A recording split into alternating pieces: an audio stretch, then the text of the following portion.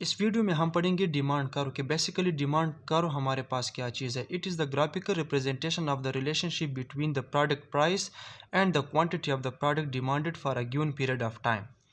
यह हमारे पास graphical representation होता है रिलेशनशिप का बिटवीन प्रोडक्ट प्राइस और जिस प्रोडक्ट को हम डिमांड करते हैं, तो इनके दरमियान हमारे पास एक रिलेशनशिप होता है जिसके हम ग्राफिकल रिप्रेजेंटेशन करते हैं।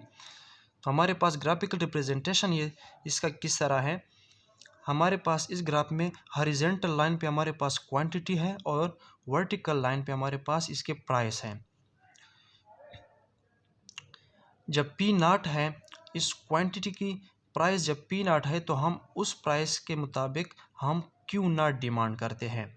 जब उसका प्राइस गिरता है, पी नॉट से पी वन पे आता है, तो उसका हम डिमांड भी ज़्यादा करते हैं क्यू नॉट से क्यू वन पे, क्योंकि प्राइस और जो डिमांड है ये आपस में इनवर्स रिलेशनशिप है। जब प्राइस गिरता है तो डिमांड ज़्यादा करते हैं, जब प्राइस अप होता है तो हम डिमांड भी उसकी कम करते हैं।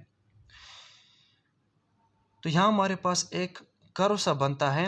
ये बेसिकली डिफरेंट रिलेशनशिप्स होते हैं जो डिफरेंट पॉइंट्स होते हैं प्राइस और क्वांटिटी के दरमियान। जो पॉइंट्स, वो जो डिफरेंट कॉम्बिनेशन है वो जब आपस में मिलते हैं, फॉर एग्जांपल ये देखो पॉइंट 1 और पॉइंट 2, इस तरह और पॉइंट्स हो गए, वो जब आपस में मिलते हैं तो हमारे पास एक कर्व सा बन जाता है जिसको हम डिमांड कर्व कहते हैं।